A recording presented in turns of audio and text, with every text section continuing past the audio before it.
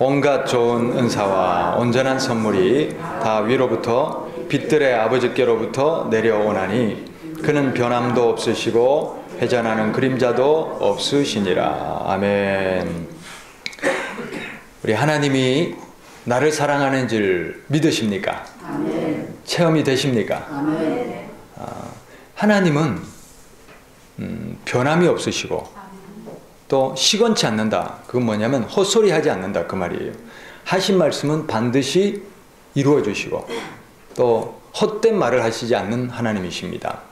하나님이 구약시대부터 계속해서 하나님께서 우리를 향한 사랑과 구원 약속을 주셨고 또 신약에서는 예수 그리스도를 보내주심으로 우리에게 구원의 확실한 길을 열어주셨지요. 그러면서 끊임없이 우리를 사랑하시고 우리를 구원하시고 은혜 주시려는 분이 바로 하나님이십니다. 하나님은 여전히 변함이 없으신데 문제는 뭐냐면 내가 좀 하나님이 필요하면 하나님 찾았다가 필요 없으면 하나님 멀어졌다가 내가 힘들고 어려운 일 당하면 하나님 원망하고 불평하고 그랬다가 또 편해지면 다시 하나님 붙들고 하나님은 변함없으나 내가 하나님을 버리고 내가 하나님을 외면하는 것이 그것이 문제지요. 그리고 또 하나님의 응답받는 그것도 마찬가지입니다. 하나님은 하나님의 약속을 이루어 주시고 구원해 주시고 은혜 주시기를 포기하신 적이 없습니다.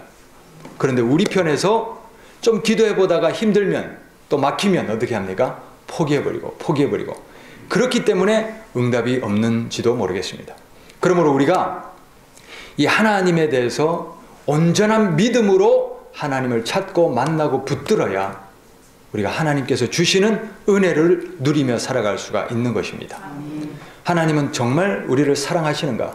그러면 그 사랑이 어떻게 나타나는가? 어떻게 할 수 있는가? 오늘 말씀을 통하여 살피는데 두 가지를 우리가 함께 살핍니다. 첫 번째는 뭐냐면 하나님이 우리를 사랑하신다는 증거는 첫 번째로 뭐냐면 하나님이 우리가 회개하면 받아주신다는 겁니다. 뭐라고요? 회개하면 받아주신다. 누가복음 15장 우리 한번 펴보십시다. 신약성경 누가복음 15장 이 말씀은 1절부터 어떤 말씀입니까? 탕자의 비유죠. 둘째 아들이 아버지의 재산을 내달라. 원래 유산은 아버지 돌아가시고 받는 거잖아요. 그런데 아버지 돌아가시기도 전에 내 몫을 달라 이래가지고 그것을 받아서 나갔어요. 그리고 그 재산을 다 탕진했습니다. 자, 그러면 이 아들이 분명히 죄인이죠. 죄인인데 자 18절에 뭐라고 돼 있냐. 18절에 둘째 아들이 자기 죄를 깨달은 거예요. 자 읽어봅시다. 내가 일어나. 자 일어나야 됩니다.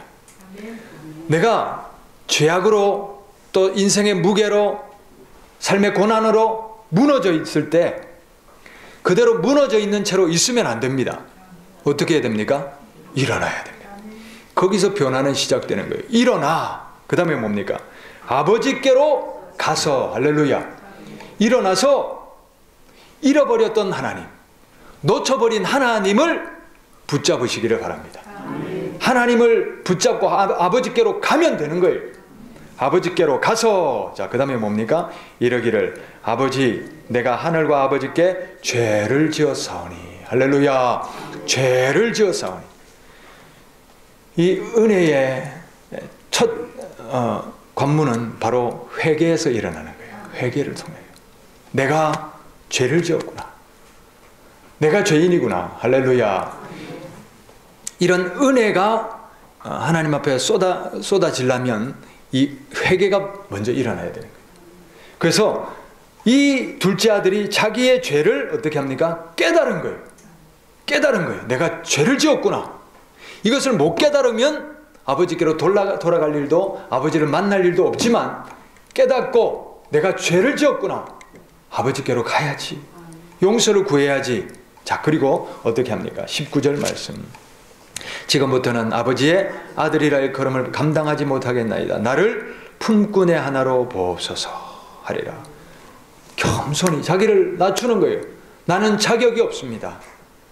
내가 자격이 있어서 구원받는 것 아닙니다. 하나님, 나는 종의 하나입니다. 품꾼의 하나입니다. 그렇게 하나님 앞에 자기가 겸손하게 낮아지죠. 자, 그리고 20절. 드디어 일어나서 아버지께로 돌아가니라. 할렐루야. 자, 그런데 뭐라고 되어 있습니까? 아직도 거리가 먼데 아버지가 그를 보고 측은히 여겨 달려가 목을 안고 입을 맞추니. 아멘. 아직도 집에 가려면 한참 멀었는데 아버지가 어디에 나와 있습니까? 그 동굴 밖까지 나와 있는 거예요. 그건 무슨 마음입니까? 아버지가 둘째 아들을, 집 나간 아들을 잊은 적이 있습니까? 없습니다. 아버지는 잊지 않으십니다. 잊은 적이 없습니다. 아버지는 지금도 기다리고 계십니다. 그래서 아들이 나타나자 어떻게 합니까? 달려가. 할렐루야. 달려가. 목을 안고 또 입을 맞추고 아들로 받아주시는 은혜가 있습니다. 이 아들이 돼지를 쳤다고 그랬어요. 몸에 얼마나 오물 냄새가 나겠어요. 쥐염 열매 그것도 못 얻어먹어가지고 그렇다고 했어요. 얼마나 몰골이 흉측하겠어요. 그러나 그거 따지십니까? 너 왜 그 모양이냐? 너 왜 그 죄악에 넘어졌었냐? 왜 그런 죄를 지었었냐? 그거 따져 묻지를 않으십니다. 돌아오면 됩니다. 돌아오면 하나님이 달려와서 맞아주시는 은혜가 있는 것입니다. 우리가 영원히 쉴 품은 하나님 아버지의 품입니다. 세상 무엇이 우리를 위로해주고 우리의 죄 문제를 무엇이 해결해 줄 수 있습니까? 우리가 하나님 품에 안길 때에 하나님의 위로와 사랑과 구원의 은총, 또 하나님이 해결해 주시는 은혜가 있는 줄 믿습니다. 자, 그럴 때에 22절 말씀. 아버지는 종들에게 이르되 제일 좋은 옷을 내어다가 입히고 손에 가락지를 끼우고 발에 신을 신기라. 할렐루야. 옷은 뭡니까? 신분이거든요. 이 아들의 신분, 잃어버렸던 아들의 신분을 어떻게 합니까? 회복시켜주는 거예요. 좋은 옷을 입혀라. 그 다음에 뭡니까? 가락지를 끼우라. 가락지를 끼우라. 자, 이 가락지는 뭡니까? 인정의 표시입니다. 자, 왕이 편지를 쓸 때 뭐를 합니까? 이 반지, 어인을 찍지요. 그것처럼 이 아들은 내 아들이다 하는 하나님이 인정해 주시는 표시거든요. 할렐루야. 그 다음 세 번째는 뭡니까? 신을 신겨라. 신은 뭡니까? 보호입니다. 보호, 안전, 내가 책임져 주겠다, 보호해 주겠다, 그런 표시입니다. 하나님께서는 돌아오기만 하면 품어주시고 회복주시고 은혜 주시는 하나님인 줄 믿습니다. 24절. 이 내 아들은 죽었다가 다시 살아나시며 내가 잃었다가 다시 얻었노라 하니 그들이 즐거워하더라. 여러분, 하나님은 우리 아버지십니다. 맞습니까? 세상 어느 부모가 자식에게 함정을 놓고 자식이 안 되게 하고 자식을 외면하고 내팽개치는 부모가 있습니까? 여인이 어찌 그 자식을 잊겠으며 그 태에서 난 아들을 긍휼히 여기지 않겠느냐. 그들은 혹시 잊을지라도 나는 너를 결코 잊지 아니하리라. 하나님의 약속의 말씀입니다. 여러분, 우리 하나님은 우리를 사랑하시는 아버지 하나님이신 줄 믿으시기를 바랍니다. 그러므로 사랑하는 자녀들에게 가장 복되고 선하고 은혜로운 길로 인도하고 계시며 지금도 우리가 돌이키기만 하면, 하나님께로 돌아오기만 하면 언제든 받아주시는 은혜의 하나님이심을 믿으시기를 바랍니다. 우리가 돌아갈 품은 아버지 품. 죄를 지어도 거기에 눌러앉아 있으면 안 됩니다. 일어나셔야 됩니다. 일어나서 아버지께로 가자! 돌이키고 회개하시고 돌아오시는 은혜가 있기를 바랍니다. 낙심하고 절망할 때도 마찬가지입니다. 그때도 그때마다 아버지 하나님을 구원주로 삼고 돌아오시는 은혜가 있기를 바랍니다. 하나님이 우리를 사랑하십니까? 어떻게 할 수 있습니까? 돌이킬 때마다, 하나님 앞에 다시 한번 하나님을 찾을 때마다, 회개할 때마다 우리 회개를 받아주시고 용서해 주시는 사랑의 하나님이십니다. 그 은혜가 있기에 지금 우리가 이 자리까지 와 있는 줄 믿습니다.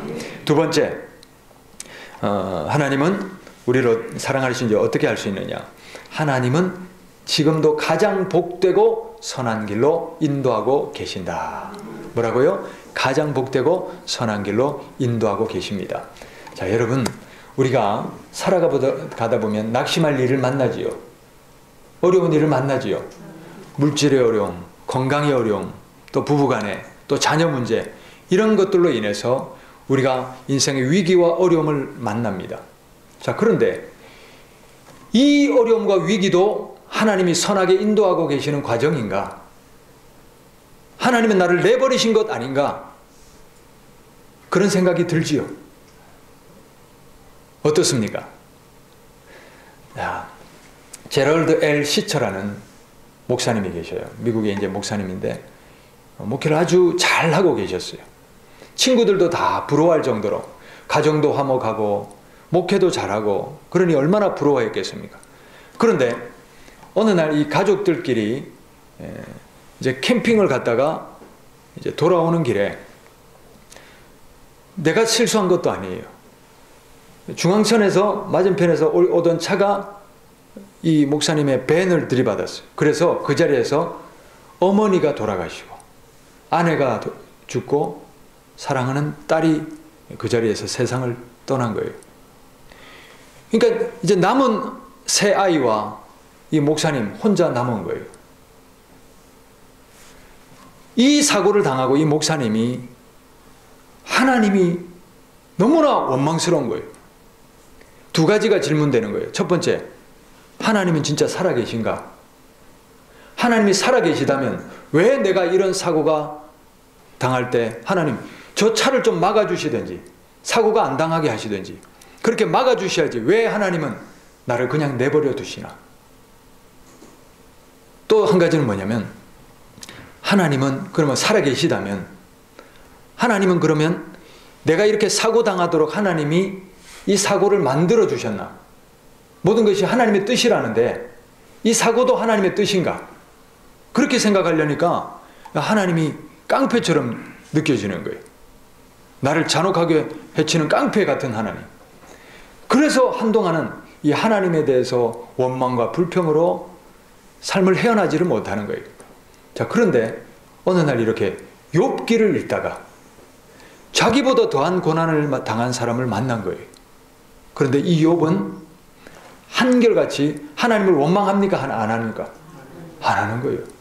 그리고 한결같은 하나님에 향한 믿음을 변치 않는 거예요. 친구들이 와서 다 조롱하고 뭐라고 해도 그 친구들의 말을 듣는 것이 아니라, 아니다, 하나님은 그런 분이 아니다. 그리고 한결같은 믿음으로 하나님을 붙드는 거예요. 그 믿음으로 욥의 가정이 다시 살아나고 회복되는 기적을 봤잖아요. 그 욥기를 통해서 이 목사님이 은혜를 깨닫고, 목사님 무엇을 결단했냐면, 내가 지금 하나님이 어떤 분이신가 이것을 다 아는 것은 불가능하다. 그렇잖아요. 우리가 하나님의 그 깊이와 그 넓이와 그 하나님의 위대하심을 어떻게 다 이해하겠습니까? 그러나 지금 내가 할 수 있는 일은 내가 선택할 수 있다. 뭐냐면 일평생 내가 이 세 아이와 함께 하나님을 원망하고 불평하면서 내 인생이 이렇게 무너져 살든지, 아니면 다시 한번 이 욥처럼 결단하고 하나님을 붙들고 다시 한번 이 세 아이와 함께 맡겨주신 삶을 다시 한번 열심히 살아가든지, 그것은 내가 선택할 수 있다. 그러면서 이 목사님이 후자를 선택한 거예요. 다시 일어나기를 선택한 거예요. 그래서 다시 한번 마음을 추스르고 하나님 앞에 다시 한번 기도하고 회개하고, 원망하고 불평했던 것 회개하고 하나님 앞에 그렇게 붙들리기를 시작하는데 놀라운 일들이 일어났습니다. 뭐냐면 자기가 엄청난 이런 아픔을 당했잖아요. 그러니까 자기와 같은 아픔을 당한 사람들이 점점 자기 주변으로 모여드는 거예요. 그래서 자기에게 위로를 받고 살아나고 삶이 회복되고 가정이 살아나고 그런 은혜가 일어나기 시작하는 거예요. 자기가 하나님 앞에 주저앉아 있기를 선택하지 않고 일어나기를 선택하고 여전히 계시는 하나님을 붙들기 시작했을 때 자기 가정을 통하여 얼마나 많은 가정들이 살아나고 회복되고 일어나는지 모릅니다. 그리고 그 간증을 책으로 썼는데 하나님의 뜻이라는 제럴드 L. 시처 목사님이 쓴 그 책이 제가 감동적이 읽었던 기억이 있습니다. 여러분, 우리가 삶을 살아갈 때 우리가 하나님을 다 알 수 없습니다. 왜 이런 일이 당하나? 왜 내게 이런 어려움이 있나? 그런데 우리가 그때 하나님을 원망할 것이 아니라 다시 한번 우리가 하나님을 오히려 붙드시고 무너진 삶을 추스르시고 일어나시고 또 우리가 살아가다 보면 하나님께서 은혜로 길을 열어주시는 은혜가 있습니다. 그리하여 5년이나 10년이나 이렇게 뒤를 돌아보면 그때 그 순간이 내게 없었으면 안 될 뻔했구나. 그 일이 나를 이렇게 하나님의 사람으로, 위대한 사람으로, 은혜의 사람으로 만들었구나. 틀림없이 간증할 날이 올 것입니다. 그런 은혜가 우리 모두에게 있기를 바랍니다. 자, 오늘 본문 말씀 우리가 한번 읽어보면 야고보서 1장 13절부터 읽습니다. 사람이 시험을 받을 때에 내가 하나님께 시험 받는다 하지 말지니 하나님은 악에게 시험을 받지도 아니하시고 친히 아무도 시험하지 아니하시니라. 시험 받을 때, 유혹이 올 때, 고난이 올 때, 환난이 올 때 하나님이 나를 시험하시나 그러지 말라는 거예요. 하나님이 그렇게 우리에게 함정 놓고 자녀들 고생시키고 일부러 고난을 주고 그런 하나님 아닙니다. 아닙니다. 자, 14절. 오직 각 사람이 시험을 받는 것은 자기 욕심에 끌려 미혹됨이니. 그렇죠? 우리 욕심 때문에 당하는 어려움들이 있지요. 그것을 가지고 하나님 탓을 할 필요가 없습니다. 우리가 돌이키면 되는 거예요. 깨달으면 되는 거예요. 내가 실수했구나. 자, 그 다음에 뭡니까? 15절. 욕심이 잉태한 즉 죄를 낳고 죄가 장성한 즉 사망을 낳네요. 욕심으로 죄로 사망에 치닫는 이 길을 가면 안 되지요. 자식이 그런 길을 가면 어떻게 합니까? 돌이켜야죠. 그래서 히브리서는 뭐라고 되어 있냐면 그것을 징계라고 그랬어요. 징계가 뭐냐? 자, 징계를 받지 않으면 사생자라고 그랬어요. 남의 집 아이, 나랑 관계없는 아이, 남의 집 아이를 징계합니까? 왜 징계합니까? 우리가 사랑하니까. 돌아오라고, 살아나라고. 그 길이 죽음의 길이잖아요. 욕심이 잉태한 즉 죄를 낳고 죄가 장성한 즉 사망길 가고 있는데 내버려 두지 않지요. 그래서 하나님이 돌이키도록 우리를 이끌어 가시는 줄 믿습니다. 그래서 우리가 하나님을 이 욕심과 위험과 시험과 고난거리로부터 하나님을 다시 회복하는 것이 중요하지요. 자, 16절 말씀. 내 사랑하는 형제들아 속지 말라. 하나님이 어려움을 주시고 하나님이 또 우리를 넘어뜨리고 함정을 파고 못되게 하고 하나님이 우리를 죽이려고 하는 것이 아니다. 자, 그 다음 17절 보셔요. 온갖 좋은 은사와 온전한 선물이 다 위로부터 빛들의 아버지께로부터 내려오나니 그는 변함도 없으시고 회전하는 그림자도 없으시니라. 아멘.